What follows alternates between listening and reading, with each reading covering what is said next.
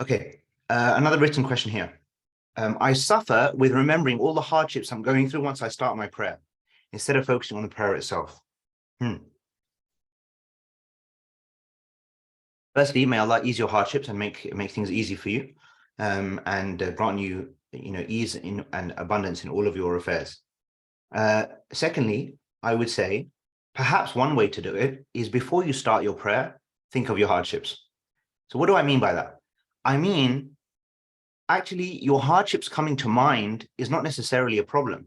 In fact, in some ways, if your hardships can come to mind whilst you're in your salah to some degree, to a certain degree, I think you almost pray with more attention, more fervor, right? Because you know you're in front of the one who can solve your problems fundamentally.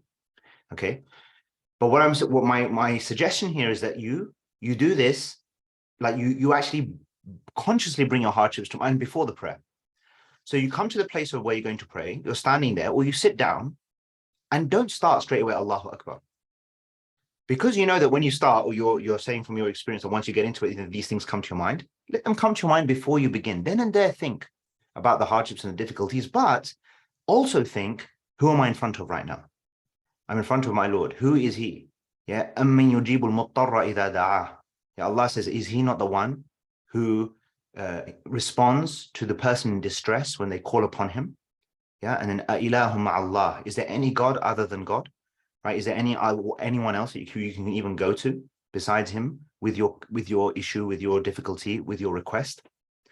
So you can actually get yourself into a very appropriate, if you want to say, like, state of readiness for your salah by recalling your hardships, but recalling also of who you're in front of, the one who can solve your problems, and to realize that the sabr, the patience and the perseverance that you show during a period of hardship is exactly the kind of quality that will propel you with Allah's mercy and grace into paradise. Where your hardships, once you are there, will feel like, you won't even remember them. If someone tells you when you're in paradise, that really hard life that you had and all those difficulties, you will literally say, I don't actually know what you're talking about, right? You will have no reflection. So just keep that in mind as well. Keep that in mind. And, there's a lot of, just you only need to turn on the news for about 60 seconds, frankly, nowadays, to just today there was that news about the helicopter in Ukraine, right? That came down right over a kindergarten. It's just like the worst, just the worst thing. And there's so many things like that. I'm just mentioning that because it was just today on the news, right? And mothers, parents of these kids, right? Obviously, and not to mention whoever else was affected by this thing. People are suffering hardships and difficulties and pain and loss in all sorts of devastating ways, right? But that is this world. That is what this world is. And frankly speaking, although we don't see it that way, the opposite of all of those things, all the pleasures of this world, all the happiness, all the blessings of this world, they are actually equivalent tests. I know it doesn't seem that way, but they're equivalent tests. Wealth is an equivalent test to poverty. The ability to see is an equivalent test to blindness. It's an equivalent test. Your intelligence is an equivalent test to stupidity, basically, or low intelligence, right? They're equivalent tests because they're just ends of a spectrum, right? They're ends of a spectrum.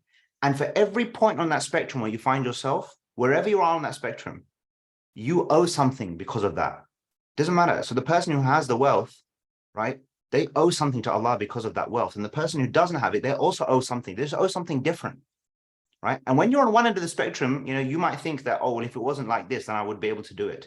And grass is always greener on the other side. Like I've said recently to someone, on one of these sort of sessions, I said to someone said to the people that look like, when people who are not married and they can't get married and they're struggling to get married, right? They feel the pain of it and they're desperate to get married. Half the people who are married, they wish they were never married, right? Like, then you're married and you don't have children and you can't have children, you want children, right? And you feel desperate about it, you were desperate to have children.